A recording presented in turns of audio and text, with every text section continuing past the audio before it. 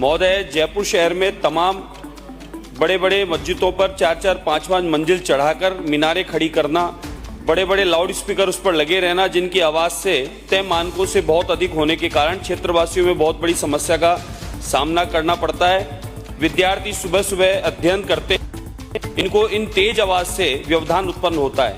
प्रातः 4 बजे से ही तेज आवाज़ में बोलना शुरू हो जाता है, जिससे आम आदमी की नींद को भी खलल पड़ता है। अधिकारों का हनन है। स्थानीय लोगों द्वारा मस्जिदों में जाकर लाउड स्पीकरों की आवाज कम करने के लिए निवेदन किया, आवाज यहाँ तक नहीं आए, परंतु धर्म विशेष के लोग झगड़ा करने पर उतारू हो जाते हैं। रमजान माह में तो हालत ये हो जाती है कि एक्स्ट्रा लाउड स्पीकर लगाकर पूरे कॉलोनियों में लगा दिए जाते हैं और तेज आवाज कर दी जाती है, जिससे दोस्तों रमज़ान आने में अभी तकरीबन 17 से 18 दिन बाकी बचे हुए हैं, लेकिन रमज़ान आने से पहले ही ठीक बीजेपी के विधायक जो कि राजस्थान के हवा महल से ये विधायक है, इन्होंने मस्जिदों में लगे लाउड स्पीकर से जो अजानें दी जाती है इसको लेकर विवाद छेड़ दिया है। जी हाँ दोस्तों, अभी आप लोगों ने शुरू में जो वीडियो क्लिप देखा है, ये वीडियो मैं आप लोगों को आगे पूरी दिखाने वाला हूँ, लेकिन उससे पहले आप सभी से रिक्वेस्ट करना चाहूँगा, प्लीज़ इस वीडियो को ज़रूर लास्ट तक देखिए और जितना हो सके इस वीडियो को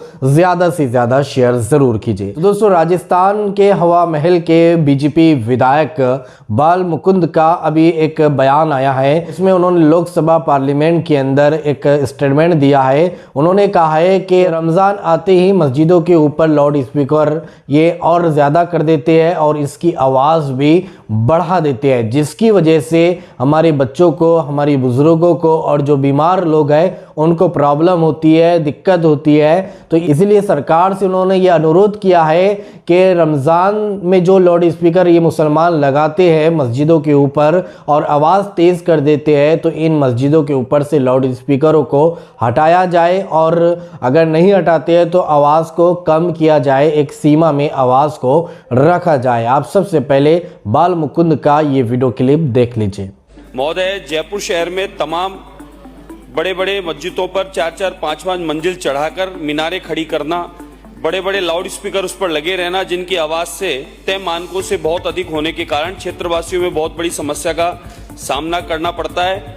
विद्यार्थी सुबह सुबह अध्ययन करते हैं, इनको इन तेज आवाज़ से व्यवधान उत्पन्न होता है।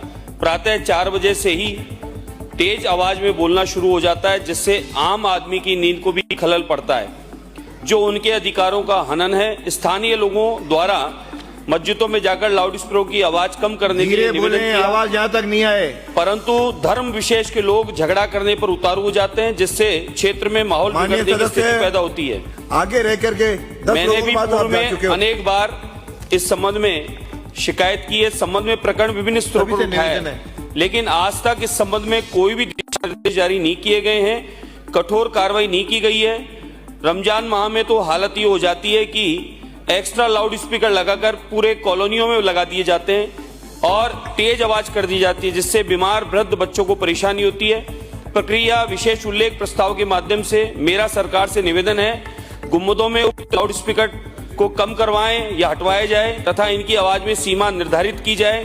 ध्वनि प्रदूषण से जनता को बचाया जाए, जिससे सांप्रदायिक सौहार्द बना रहे और साथ ही विद्यार्थियों की पढ़ाई, बड़े बूढ़ों का जो स्वास्थ्य संबंधी समस्याएं रहती है। दोस्तों देखा आप लोगों ने बीजेपी के विधायक बाल मुकुंद ने किस तरह से अजान को लेकर ये विवाद छेड़ दिया है रमज़ान आने से पहले। अभी रमज़ान आने को तकरीबन 17 से 18 दिन बाकी बचे हुए हैं, लेकिन उससे पहले ही अजान को लेकर ये विवाद छेड़ चुका है। आप सभी को पता है जब भी रमज़ान आते हैं तो ये लोग अजान को लेकर हर साल जो है विवाद शुरू कर देते हैं। इनको साल भर बच्चों की याद नहीं आती है और ना बुजुर्गों की याद आती है, बल्कि जब भी रमज़ान आता है तो ये तमाम चीज़ें इनके सामने आ जाती है और ये इन्हें हमदर्द बन जाते हैं कि देखो हमें कितनी जो है हमदर्दी है इन लोगों से। सो इनके जब भी त्यौहार आते हैं तो फुल आवाज़ में ये मस्जिद के सामने डीजे बजाते हैं, तब इन लोगों को ये सारी चीज़ें याद नहीं आती है और इनके जितने भी त्यौहार आते हैं तो डीजों में ये आवाज़ को